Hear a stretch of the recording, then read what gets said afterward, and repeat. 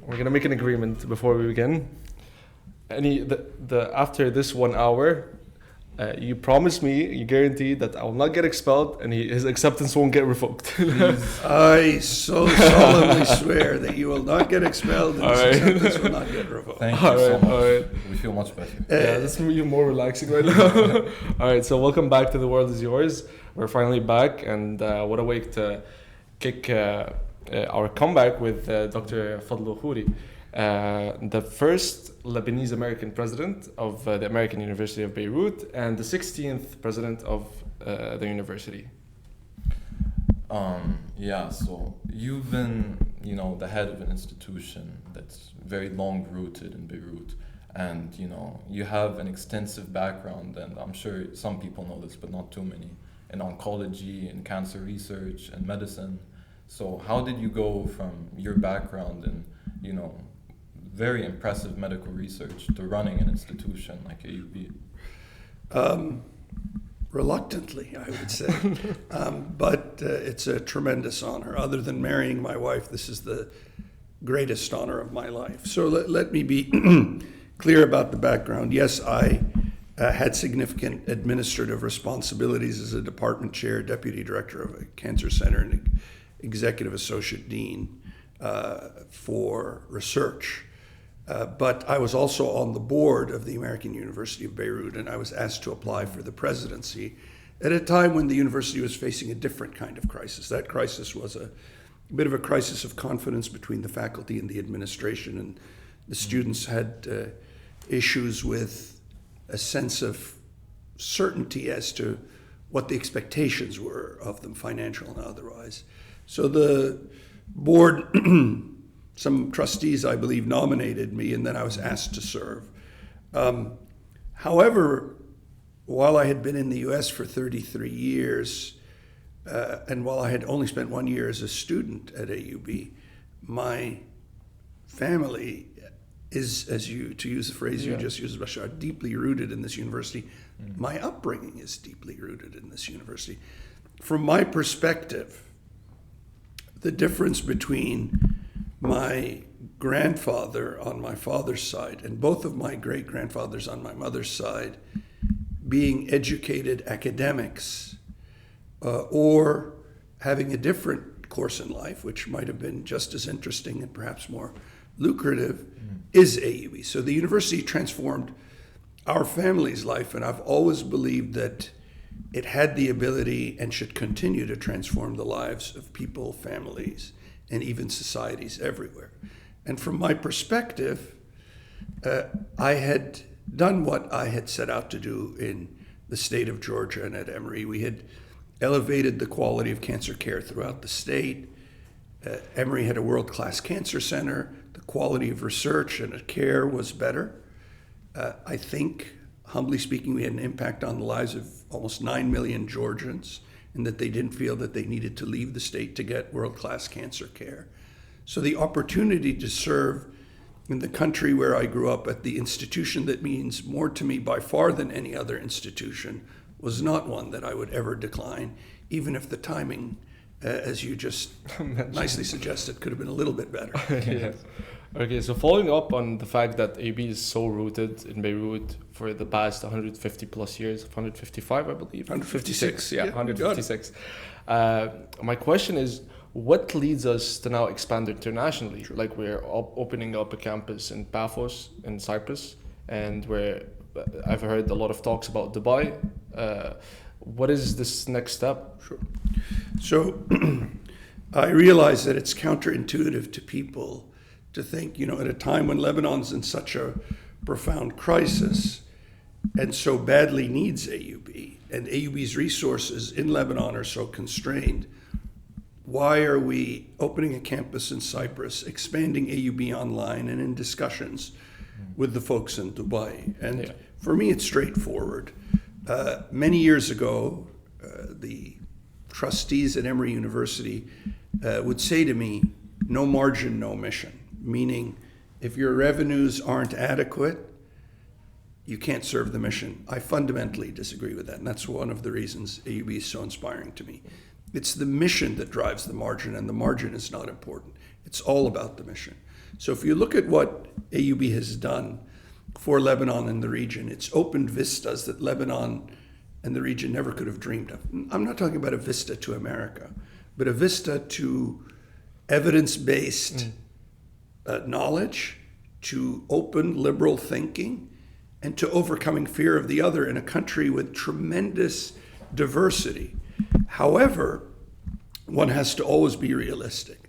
And what we've seen the last 3, 4, 5 years is that people, even before the summer fires of 2019 and the Thawra and pandemic and economic collapse and the catastrophic and tragic port explosion, is that people were becoming more and more reluctant to spend time in Lebanon and to send their children for 3, 4, 5 years or longer to Lebanon. Why? Because the country has always been, at best, metastable, I would say, since the late 1960s.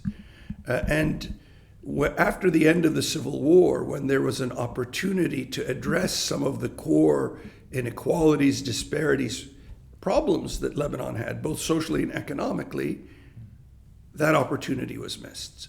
So my sense was that it is, and humbly speaking, but completely frankly, it is AUB that defines much of what is good about Lebanon. And if we cannot bring people, not just Lebanese, Palestinians, Syrians, Jordanians, Iraqis, whatever, if we cannot bring people here, then perhaps by going out to people, either electronically through AUB Online or building twin campuses such as the one we're building in Paphos, we could connect them here, and then we would have the opportunity both for you guys to spend a semester there in time, most likely you, since you're and come in time for that, and for students from there in our twin campus at AUB Mediterraneo or Dubai, if that happens, to come here, thereby expanding our mission.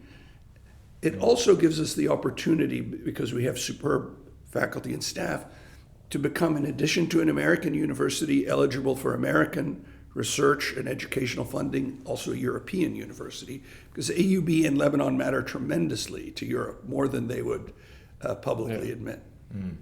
So that's the thinking. The last piece was, of course, how do we do this without undermining the financial capabilities of this campus? And to do that, we went through a very rigorous exercise with the Board of Trustees, where we showed not just funds flow and reserves, and we've now shown it to the faculty and students, but we showed that this campus in Paphos will be built exclusively from savings from capital funds, bravo. Vital 2030 plan. Vital 2030, donations specifically for buildings, and that in 10 years, not only will it pay for itself, but it will return revenue that can be used to enhance the interchange. So this was something we were thinking about from shortly after I came. And in all honesty, in December of 2016, I tried to explore a possibility in Oman. That didn't come true. But I do think AUB's mission can expand and enhance not just what it stands for, but trying to push forward a more liberal, more open, more peaceful vision of citizenship for the region. I like the way that you put that. Those campuses are going to serve as a opportunity for students to flow around the different campuses AUB has set, around the world now. But could you speak into more specific detail into how the funding of those external campuses will more directly impact AUB and its financial state? Sure. So one of the things, you talked about students going back and forth, but we see mobility, especially if we can work with Paphos, for example, to arrange frequent, let's say 3 times a week, flights to the Paphos International Airport. Students, faculty, and staff would have mobility. So you would have a professor or a staff member in IT or in plant engineering or any other person who could go back and forth, with what we've learned about our ability and our limitations to deliver education online. they could deliver part of their lecture online, but would still have the chance to interact with students.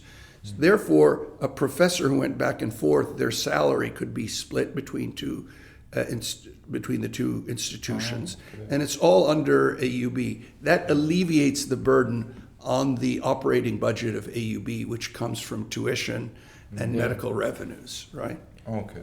I was going to further highlight what you just said, and basically, it's about how creating these campuses might lead to, like, for instance, people looking at this as an opportunity to leave Lebanon, leave the uncertainty, like you mentioned, leave the lack of security, and go to better opportunities such as PAFOS, which further would drain our intellectual capital and that is known in AUB.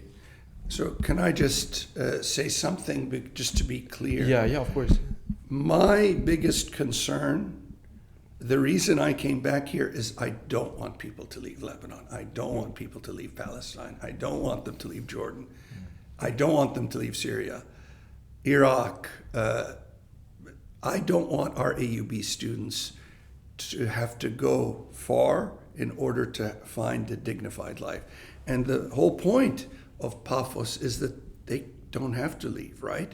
And if we can create opportunities, and I'm thinking beyond educational, economic opportunities, with so much of the world now moving towards a service industry that can, part of the task can be completed virtually, right? I could see anchoring things between Lebanon, Cyprus, Dubai, Egypt, Africa, beyond. I believe in you guys. I mean, we are here because we believe that the students deserve better. Our generation, we didn't really have a choice. You know, there was a war raging. Yeah, exactly. Our parents sent us abroad more than anything for security reasons, and because they, over time, despaired of the war ever ending. But I think a big part of the solution for countries like Lebanon and all the failed states in the region, at least with regard to opportunity for the youth and for people, is to enhance social, economic mobility and opportunity.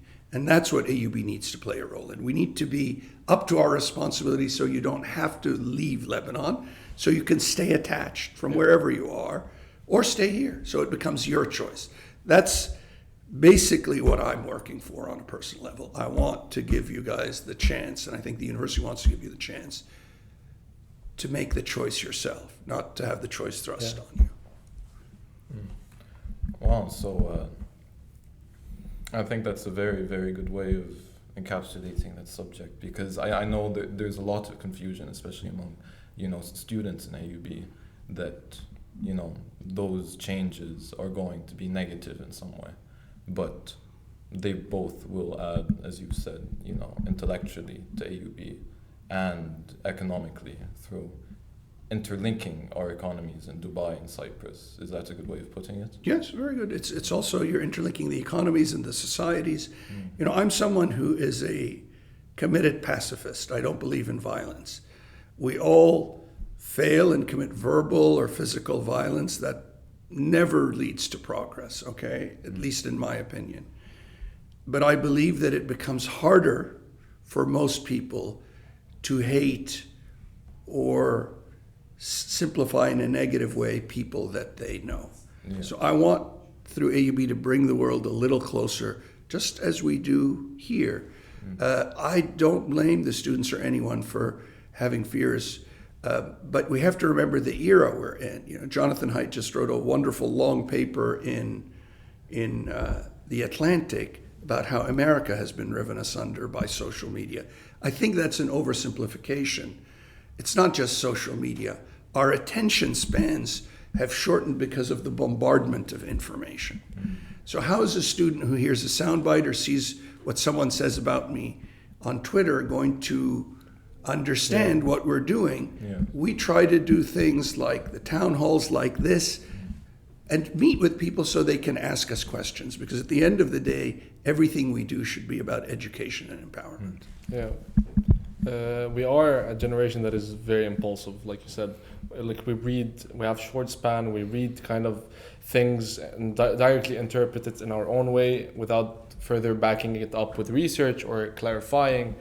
We, I think we got used to this fact maybe because of how the situation is unstable and how we're having to leave and yeah. I want to just push back gently on that. I actually think you're going to wind up being a great generation because if you read about what the West frames as the greatest generation, the people who fought World War II and then rebuilt Europe, the US, the world industrial empire, they were stressed because of the bloodiest war in human history, World War II, right? I've gotten to know, it's been my privilege to get to know in 7 years, college students, medical students, high school students, graduate students, and young faculty and senior faculty and staff. And I think you're going to be fine. But your crisis is not a war, hopefully, unless Russia and Ukraine. Yeah. Your crisis is how to sift through such a bombardment of information.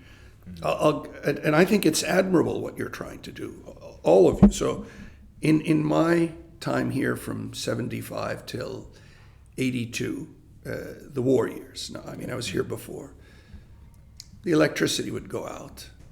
We didn't have anything to turn it back on. You would read by candlelight, then you would go to sleep with your thoughts. We didn't have these, we didn't have 50 different ways that the truth was being framed for us. Now, of course, people took the truth from certain perspectives, sectarian, political, religious, that was fine. But you had the opportunity to read books and listen and to decide what was true. I said this in my commencement address 4 years ago. The greatest struggle today, and I stand by it, is not right versus left or communist versus capitalist. It's truth versus untruth. And our most important duty to the youth of Lebanon and the region is to teach you how to decide and how to decipher what's true and what's not. So I don't think you're more impulsive. Your generation hasn't started a war yet. Our generation didn't solve the problems of Lebanon and the region, so I'm not especially proud of that. But our goal at AUB should be to give you a chance to learn how to sift through this, because candidly, you're better prepared than we are to deal with this, to take it all in, synthesize it, and decide. Yeah. And speaking, about all the chaos that, we find ourselves in, not only now, but, through all of mankind's history, but speaking specifically in the past several years, specifically in Lebanon, we've had, the COVID pandemic, we've had the revolution, and now we're facing what could possibly be described as the worst, economic situation the country has faced. An institution like AUB, as strong as it is, of course, is going to be affected by those circumstances, especially seeing, how unprecedented they are. So could you elaborate on what the biggest difficulties in running an institution like AUB has been over the course of all of these events happening the past years? Sure. I would be lying if I didn't say this has been extremely challenging for many reasons. One of them is, thankfully it's not violent yet, but there's a lot of polarization and fracturing of Lebanese political discourse. Serious discussions don't seem to be happening. In America, there's a fracturing of political discourse, but they work out some of the key things like a budget and taxes and safety for the country and others. It's productive. It ultimately works. It's not a perfect system.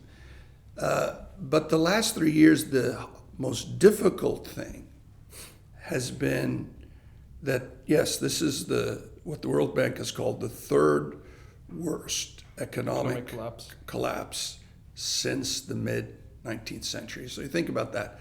170, 160 years, this is the third worst in the world. Why is that? I'll give you the example of AUB, even with our resources and our reach. This year that's concluding by June 30th, the fiscal academic year, our budget minus the physicians' fees should have been $534 million. That's the revenue we get from the hospital and from tuition and from grants. It was 154 million. That's a dramatic decline. That means those are salaries that are a fraction of what they used to be. For people who are living in a country where inflation is rampant, right? I mean, I'll give you an example of how everything in this country has, to use an expression the students seem to like, has dollarized. A manoushi mashruha cheese, jibni, used to cost 4,000. 4,000. Yeah. It now costs 65 to 70,000. So that price is adjusted, right? I'm gonna have to ask you one question though. Yeah. I'm gonna have to interrupt you. Where do you buy your manouches? Mine is with 30,000. Mashruha? Yeah, the majrua. Well, I need to learn from you. I get them from Faisal or Hamra. But, and I don't think I'm far off. But Yeah. by the way, AUB is going to be producing very good manaish for much more reasonable prices. I had one this morning. So, sorry for that shameless plug for our cafeteria, but we do need to look after the students in that way. So everything has adjusted except what I consider the two most important things: healthcare and education, the two things that nations cannot really do without, right? And the interesting thing is, if you look at lifespan in Lebanon, average lifespan from 1991 through 2017, where we have fairly complete data, Lebanon had one of the fastest improvements in lifespan in the world, so that statistically, lifespan in the US and lifespan in Lebanon were about the same. There are four major polls. Lebanon was slightly ahead in two. The US was slightly ahead in two. Now, America has an obesity problem, has problems with mental health, which Lebanon also has now, and also has the fracturing of families in addition to the narcotics problem.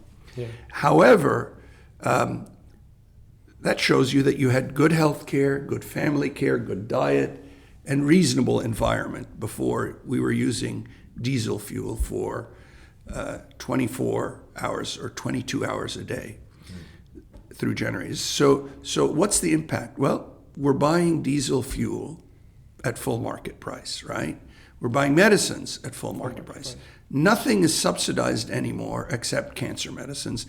And I'm not against that, because I don't think the state should continue to subsidize anything that's non-essential with money that's not the state's. Whose money is it? It's your money. It's our money. That's what they're spending now, right? So for us, we were faced with a very challenging thing 3 years ago. I asked people not to be alarmist, and of course people spin that all the way.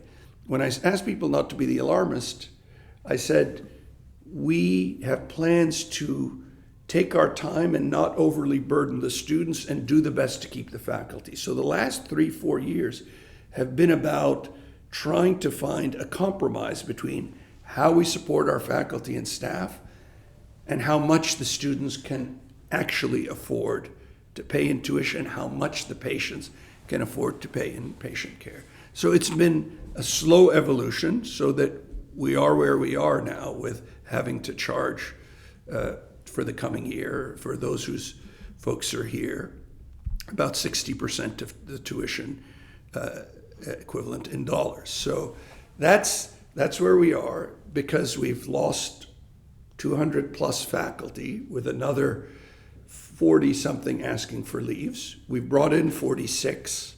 So we are able to recruit some outstanding talent in the country and some outside the country. But we need to stabilize the faculty, the staff, and the students.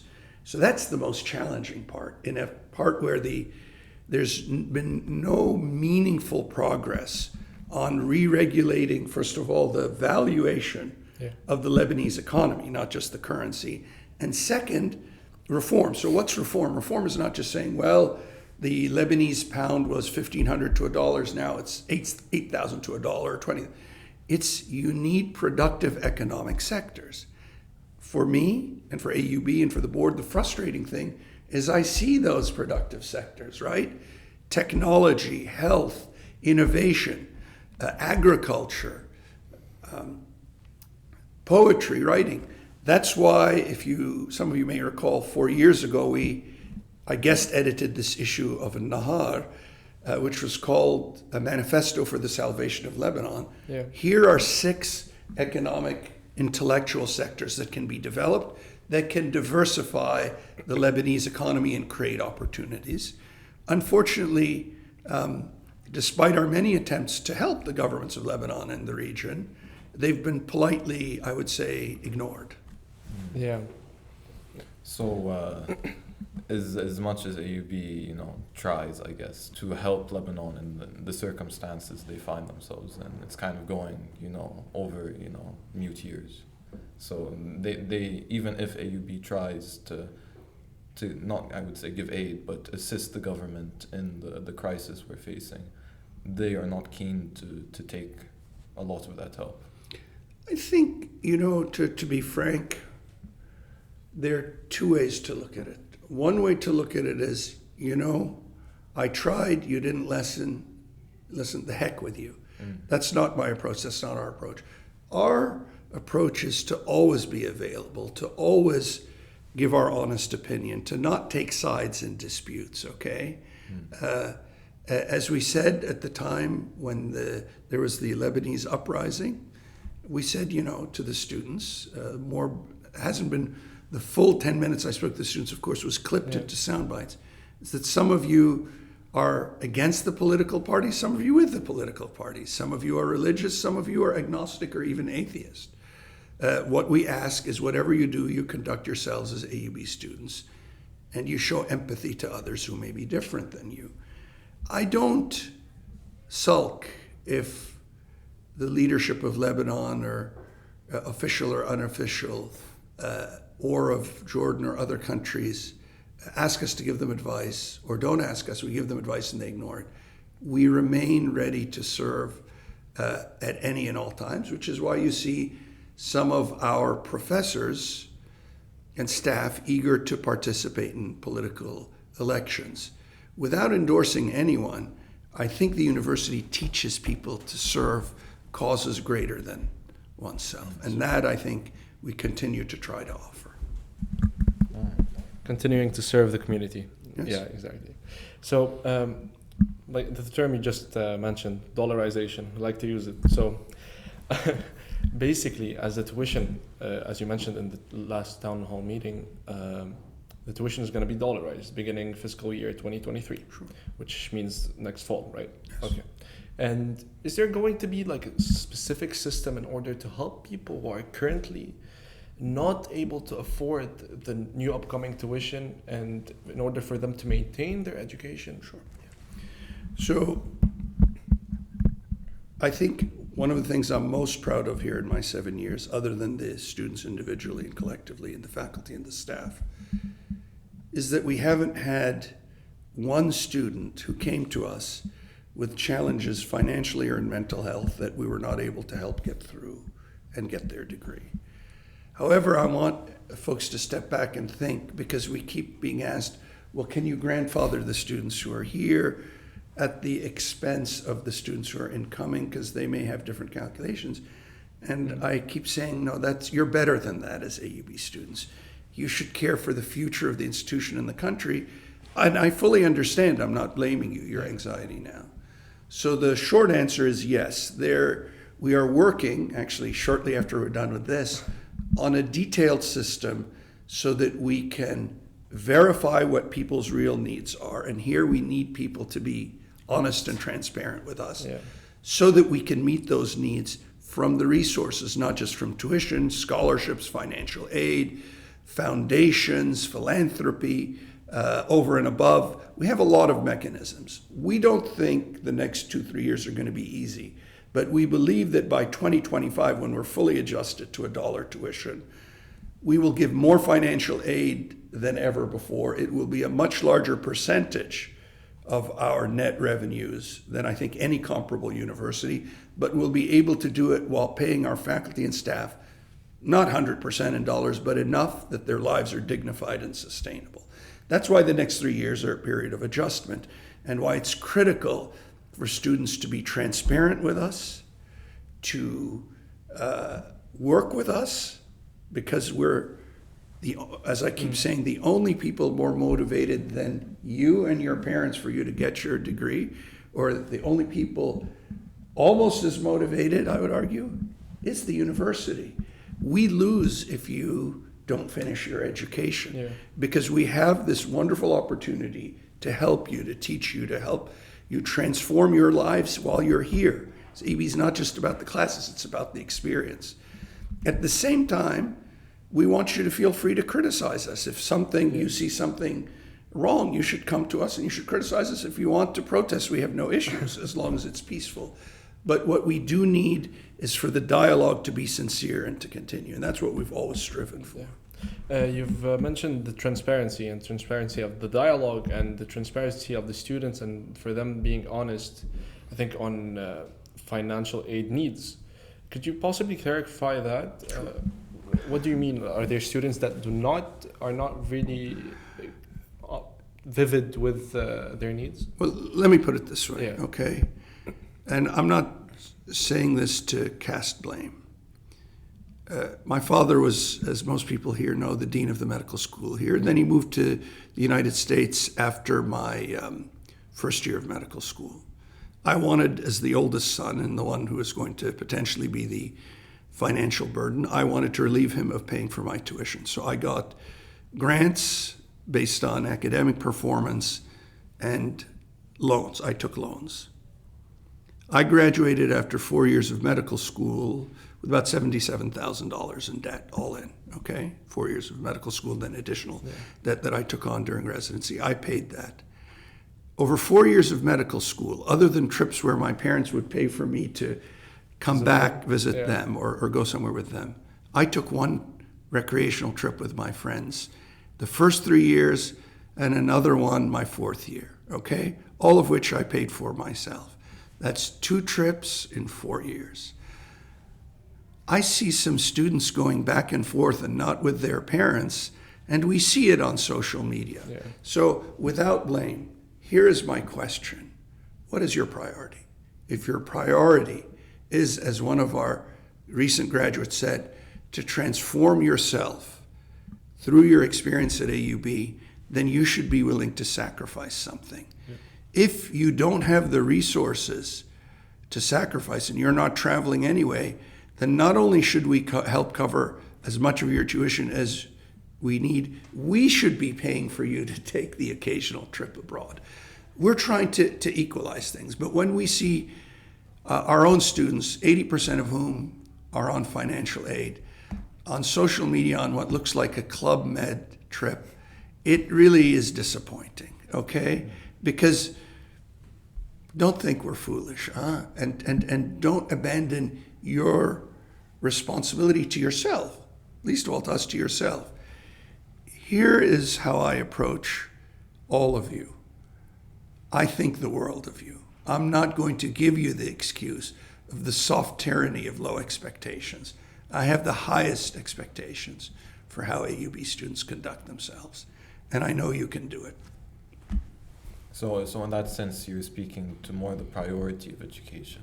Like, if you want to lead a life where you prioritize having an education and coming from a background where you're able to learn and you're able to adapt new skills in life.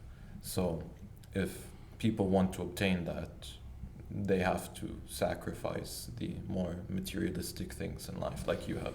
Yeah, they have to be willing to give something back. You know, I graduated from medical school in 1989. Starting in 1996, the year my father died, I have given a gift to AUB every single year for 26 years. I was giving AUB when I was $77,000 in debt.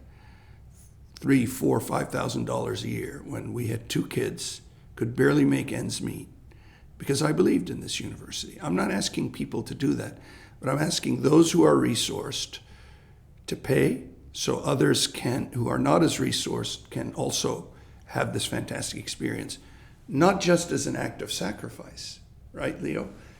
But because your experience as an AUB student is enriched by meeting folks who are different than you, not just people who are just the same. You're not coming to AUB to see just the same friends you had in high school, right? You're coming here to meet people, to grow up. Yes, A new community, yeah. Oh, and sorry, I know we're talking a lot about money, but one more thing I'd like to talk regarding dollarization, and not the students actually, but faculty. When you have, the gradual dollarization, which will eventually be fully dollarized, right?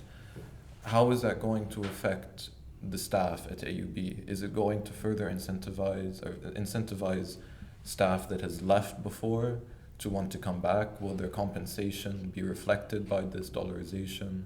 And how is that going to affect the landscape of the intellect at AUB? I think from my perspective, people have choices to make in life. Do you stay? Do you leave?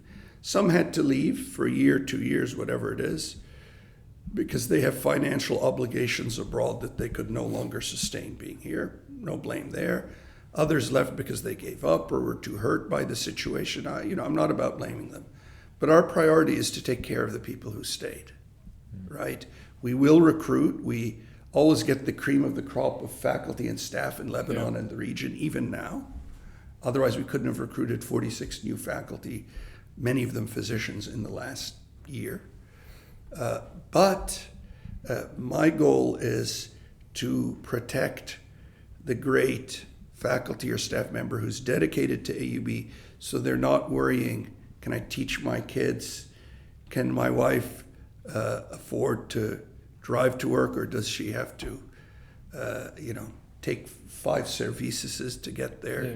Do you see what I'm saying? Or my husband, likewise. So my priority is the students, the faculty and staff who are here and who are coming. Those who left, some of them we would love to have back. I'll make no secrets about it. There's some world-class physicians and some world-class faculty and staff that we'd love to have back, but we can't reward people who left and then came back at the expense of those who stayed. Yeah. We have some extraordinary people who are here. I would say we've kept the overwhelming majority of the superstars among the faculty and staff. And we want to keep them, not just for AUB, but for the country and for the region. And frankly, speaking of those who've left, I think many are finding the grass is not that green elsewhere. Yeah, indeed. Okay, now enough with the problems. Yes. I wanted to ask and talk mainly about modern education and assessment forms. Is the current assessment form, what do you think about it? We as students, like most of the students, just go into an assessment or an exam, memorizing a bunch of information, spilling them out, and just coming out of the exam knowing absolutely nothing, just for the sake of the grade. Do you think that assessment type is successful, or is it not? What could be a replace? Maybe I haven't been public enough about this, but for me, if I look at the things we've worked on, that's probably my greatest personal disappointment. I'm not a believer in exams. I don't think they're the best learning assessment tool. I haven't been successful at convincing the faculty about that. I think there has to be a change in how higher education is delivered. I'm not singling AUB out, okay, because I do think we're more progressive than most universities, much more than some, less so than others. But I do think that there have to be better mechanisms than making people study, cram information, dump it onto a test, and then forget it hours to weeks later. There are many modern learning assessment tools, but they're experiential. Our goal, and I think we've started to do this, is to transform higher education. We have some pilot projects that have been funded by the Kellogg Foundation. I led a group that got a $1.2 million grant where we're testing these out in collaboration with universities in Central America, Haiti, Mexico, etc. They're showing that these learning assessment tools do have some value. They're mostly experiential learning. These are ideas brought forward by people like Jose Zagalul, our trustee, who is the founding president of Earth University. I'm not saying we throw out the lectures, but I do think we need to move towards something that's more experiential. You go to class, you spend time with a professor, not to give you each time a PowerPoint presentation that you To could memorize. yeah, to memorize, or that they could upload onto the web, right? You capture some of that information, but you go to class where the professor is a discussion leader. And we actually have faculty here who are fabulous discussion leaders, really, in the arts and sciences, in engineering, health sciences, nursing, elsewhere. So that's what we want. It frustrates me because my late father would go to his physiology class expecting the students to have read the material, and he would try to give a short lecture and try to provoke a dialogue, okay, to see what people knew. Not to make them nervous, but you went prepared, right? Yeah. It wasn't punishment.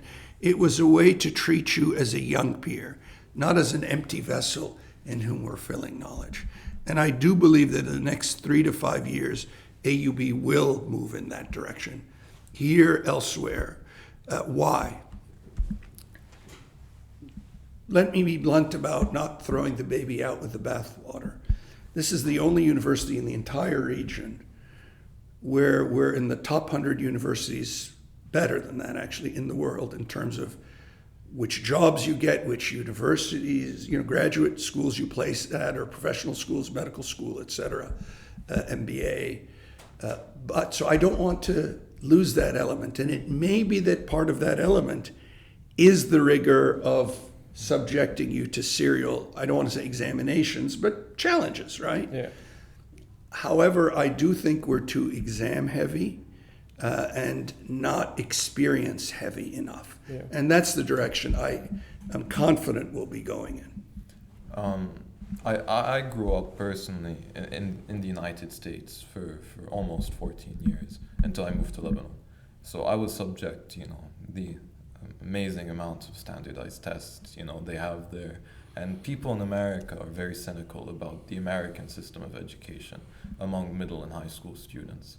And when I came to Lebanon and I started to go to school here, I quickly realized that it's maybe not in the terms of standardized tests, it's more heavy, but in terms of rigor, it's much heavier than the systems in America.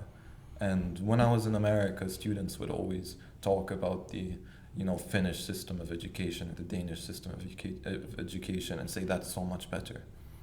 Then in Lebanon, in high school, students would tell me the American system of education is so much better because it's so much more lenient. So I think wherever you are, there's kind of that view of, the grass is greener on the other side. True. But speaking in regards to high school education, what do you think is one thing that globally could be changed to make it better? So, there's an old saying, if it ain't broke, don't fix it, right? But I think a little differently. I think no matter what it is, it can be improved upon. There's no question that through the 70s, 80s, even early 90s, the Lebanese educational system prepared kids, as anarchistic and archaic as it might have been, to compete very well, not only at university, but abroad.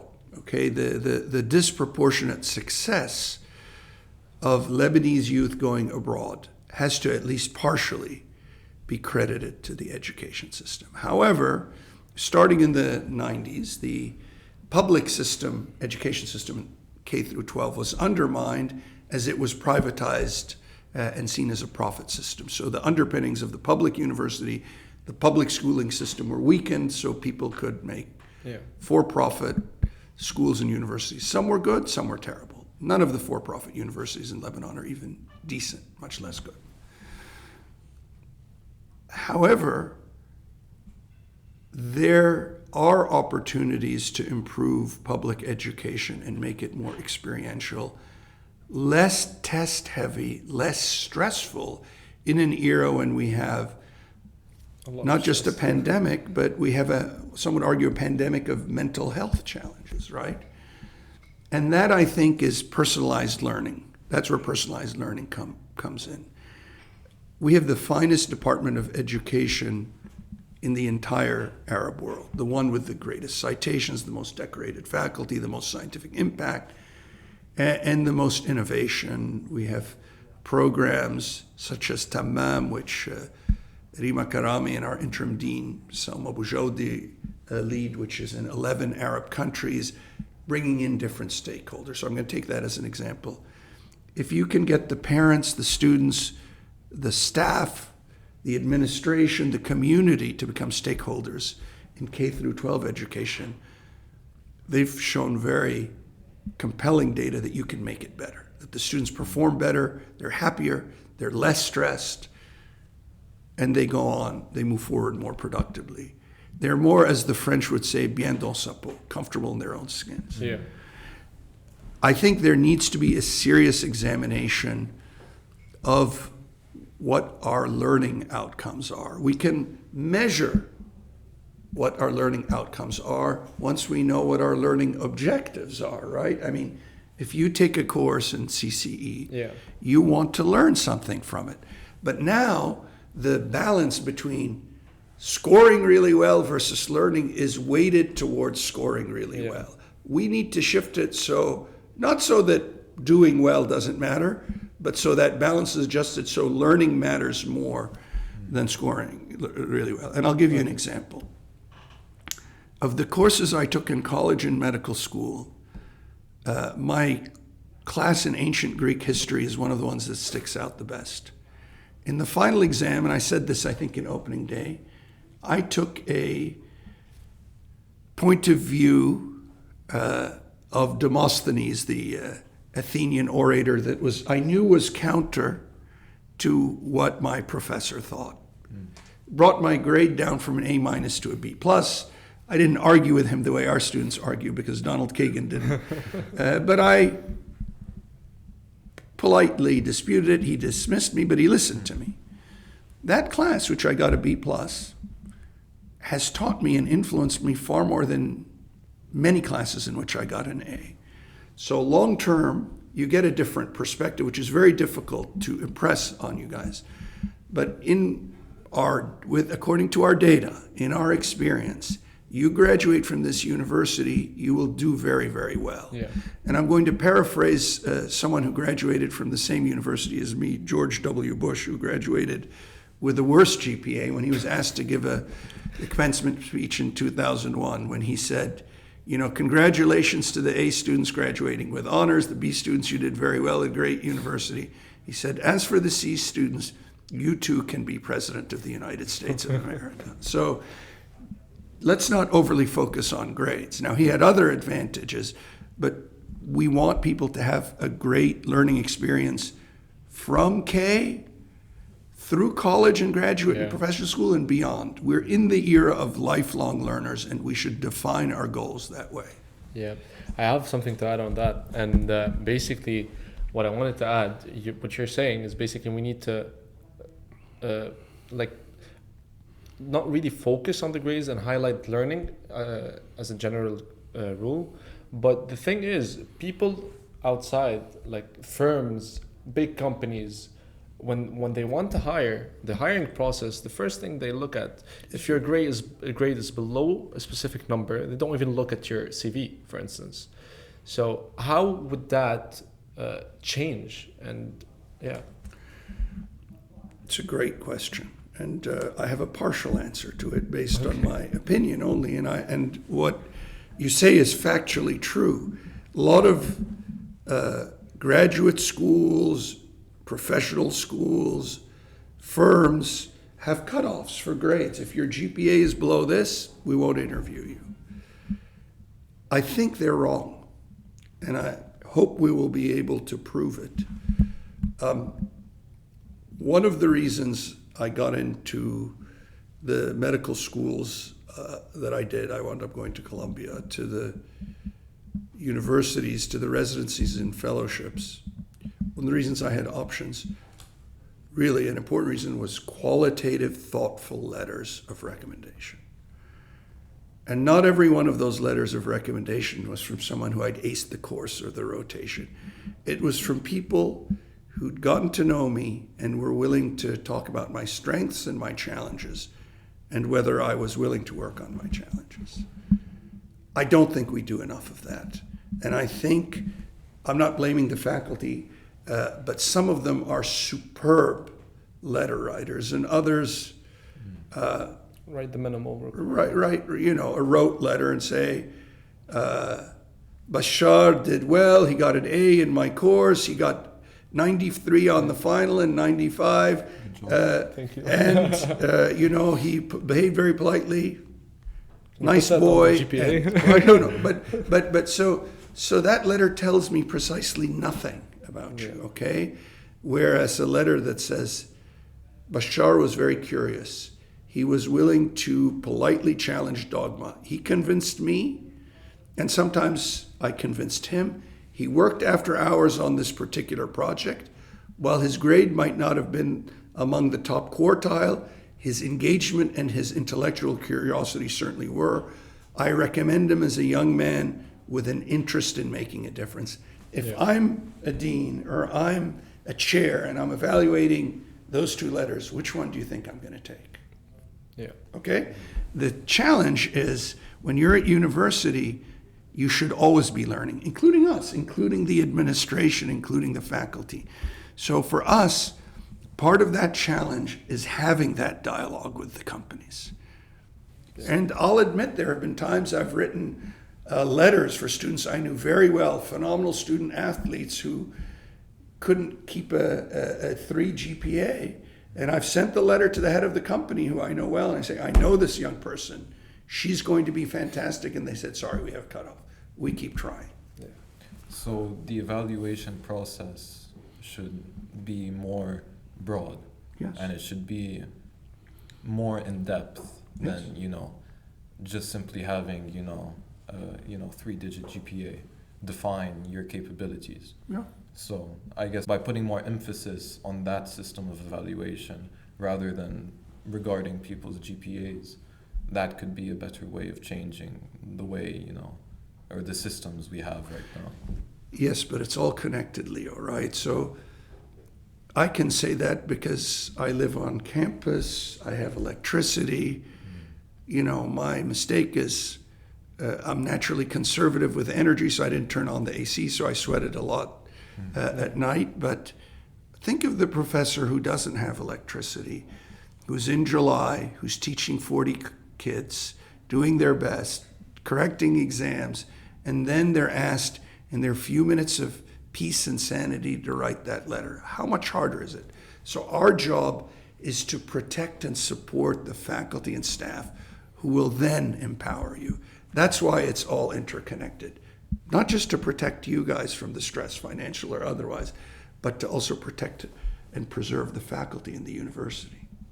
And maybe this is a good time to speak a bit more about you, because you've just been answering our questions. But I mean, you've been, obviously, I don't think anyone can deny an extreme position of stress, having to deal with, all of the events that have occurred.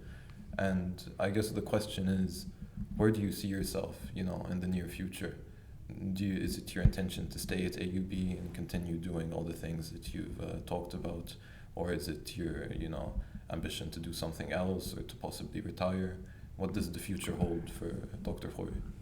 Well, I'm here for the foreseeable future. I don't have a position that I aspire to that I see as higher or more worth my time than this. There's no university presidency or political position or leadership role or that I would find more fulfilling than this one. And I have no plans to retire.